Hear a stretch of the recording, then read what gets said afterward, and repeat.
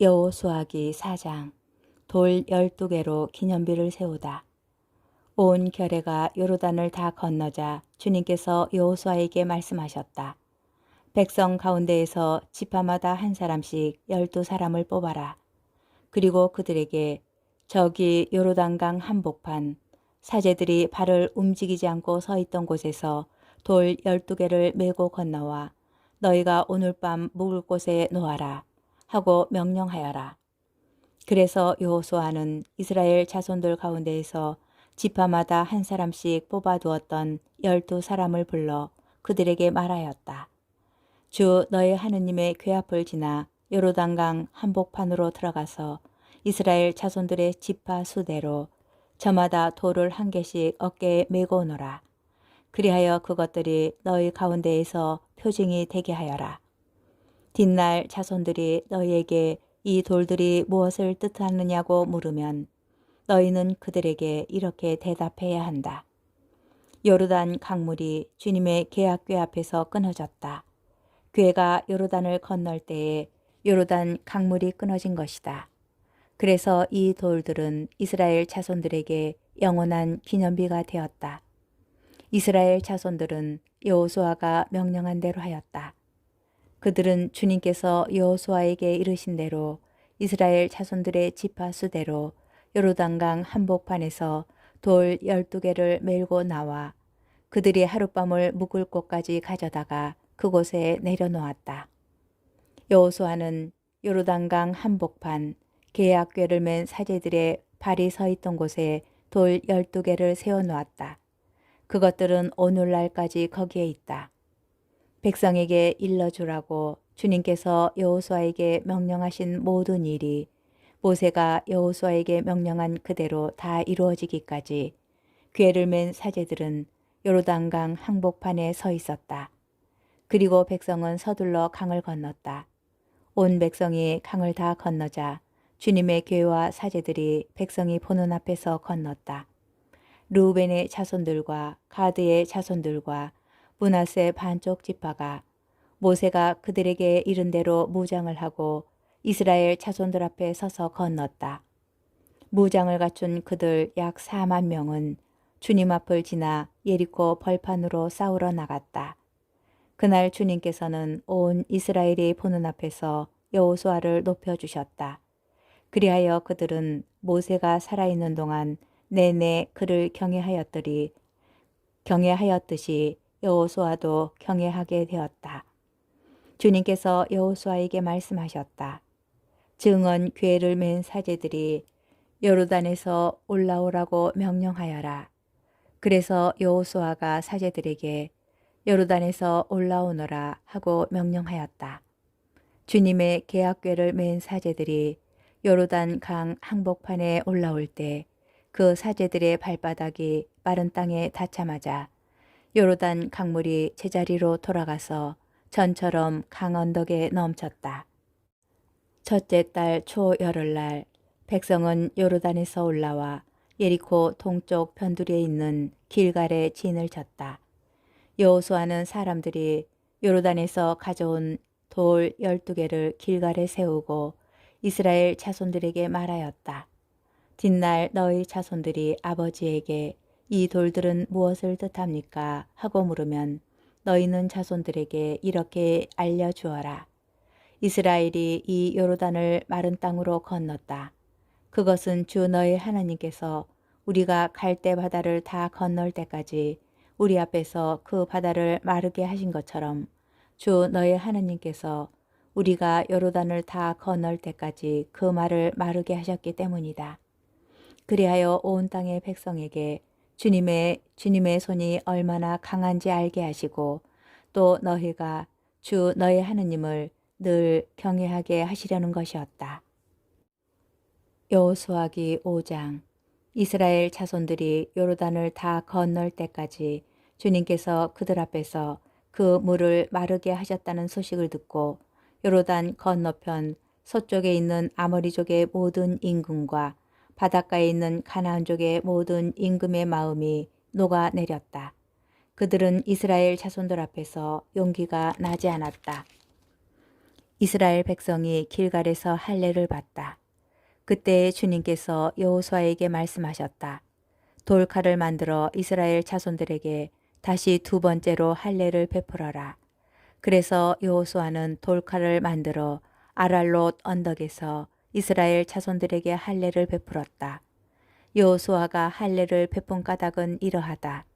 이집트에서 나온 모든 백성들 가운데 남자들 곧 군사들은 이집트에서 나와 도중에 광야에서 모두 죽었다. 그때 나온 백성은 모두 할례를 받았지만 이집트에서 나와 도중에 광야에서 태어난 백성은 아무도 할례를 받지 못하였다.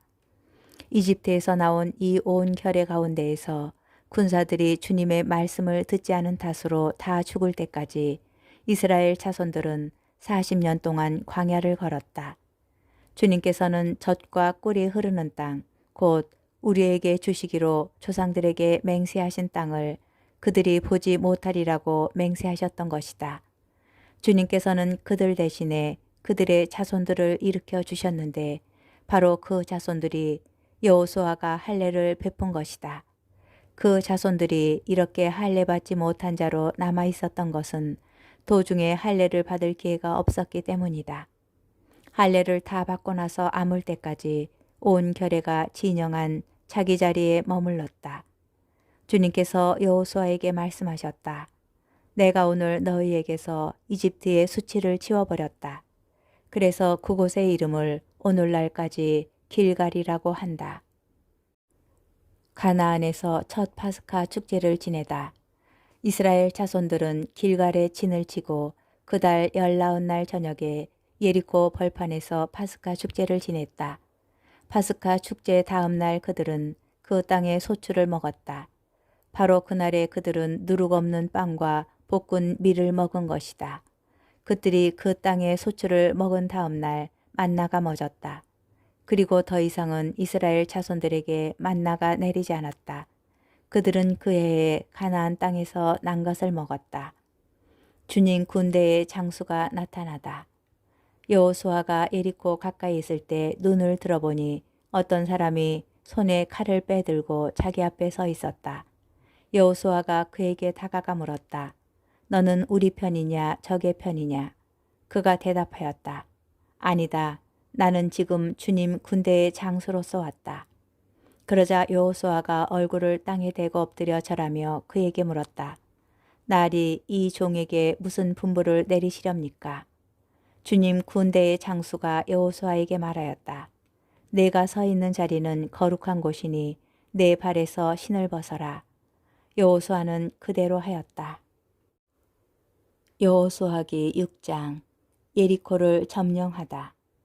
예리코는 이스라엘 자손들 앞에 굳게 닫힌 채 나오는 자도 없고 들어가는 자도 없었다. 주님께서 여호수아에게 말씀하셨다.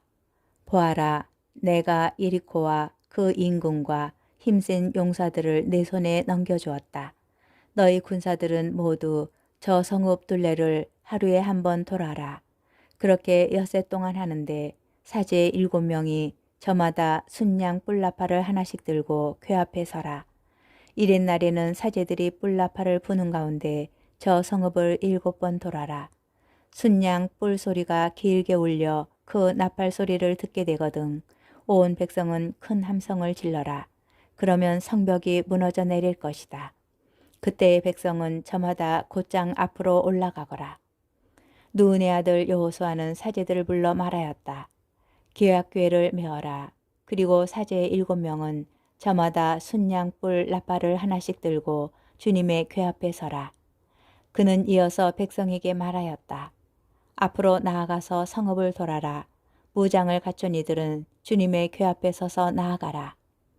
여호수아가 백성에게 말한 대로 사제 7명이 저마다 순양 뿔나팔을 하나씩 들고 주님 앞에 서서 나아가며 나팔을 불었다. 주님의 계약궤가 그 뒤를 따랐다.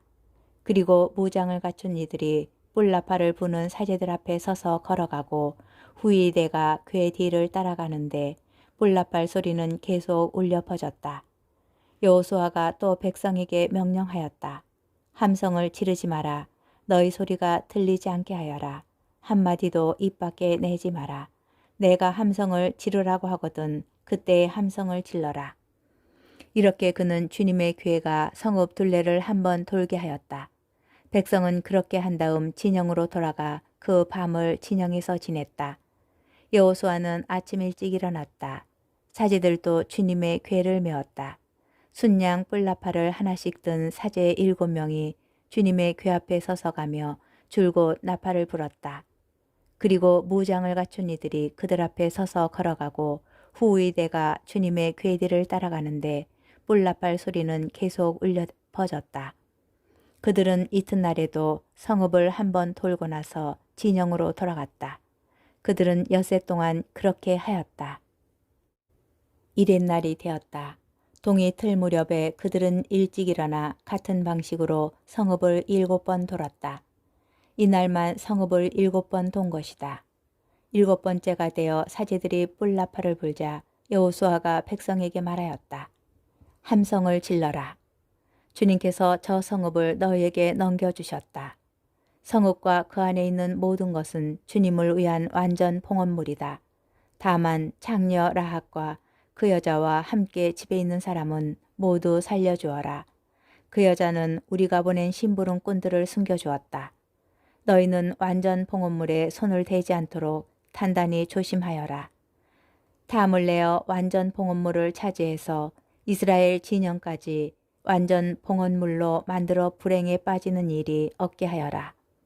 은과 금, 청동 기물과 철기물은 모두 주님께 성별된 것이므로 주님의 창고로 들어가야 한다. 사제들이 뿔나팔을 부니 백성이 함성을 불렀다. 백성은 뿔나팔 소리를 듣자마자 큰 함성을 질렀다. 그때 성벽이 무너져 내렸다. 백성은 저마다 성읍을 향하여 곧장 앞으로 올라가서 그 성읍을 함락하였다. 그리고 남자와 여자, 어른과 아이, 소와 양과 나귀 할 것 없이 성읍 안에 있는 모든 것을 칼로 쳐서 완전 봉헌물로 바쳤다. 여호수아가 그 땅을 정탐하러 갔던 두 사람에게 말하였다. 그 창녀의 집으로 가서 너희가 맹세한 대로 그 여자와 그에게 딸린 모든 일을 그곳에서 이끌고 나오너라. 그래서 정탐하러 갔던 젊은이들이 가서 라합과 그의 아버지와 어머니와 형제 그리고 그에게 딸린 모든 일을 데리고 나왔다. 라합의 온 시족을 이끌고 나와 이스라엘 진영 밖으로 데려다 놓았다. 그런 다음에 백성은 성읍과 그 안에 있는 것을 모조리 불에 태웠다. 그러나 금과 은, 청동 기물과 철 기물은 주님의 집 창고에 들여놓았다. 여호수아는 창녀 라합과 그의 아버지 집안과 그 여자에게 딸린 모든 일을 살려주었다. 그래서 그 여자는 오늘날까지 이스라엘 백성 가운데에서 살고 있다. 예리코를 정탐하라고 여호수아가 보낸 심부름꾼들을 그 여자가 숨겨주었기 때문이다. 그때 여호수아가 선언하였다. 이 예리코 성읍을 다시 세우겠다고 나서는 사람은 주님 앞에서 저주를 받으리라. 기초를 놓다가 맏아들을 잃고 성문을 달다가 막내 아들을 잃으리라. 주님께서 여호수아와 함께 계셨으므로 그의 명성이 온 땅에 두루 퍼졌다.